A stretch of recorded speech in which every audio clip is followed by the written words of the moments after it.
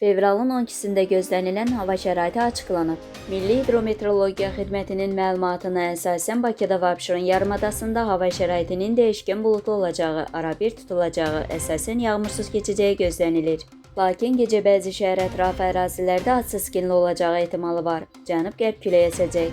Havanın temperaturu gecə 0-2 dərəcə isti, gündüz 6-9 dərəcə isti olacaq. Atmosfer təzyiqi 760 mm civə sütunu olacaq. Nisbi rütubət gecə 70-75%, gündüz 60-65% olacaq.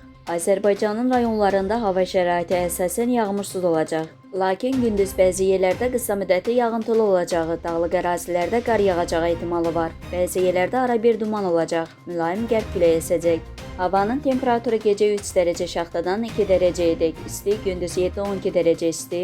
Dağlarda gecə 5-10 dərəcə şaxta, yüksək dağlıq ərazilərdə 10-15 dərəcə şaxta, gündüz 0-5 dərəcə şaxta olacaq. Gecə və səhər bəzi dağlıq və dağətəyi rayonlarda yolların buz bağlayacağı ehtimalı var.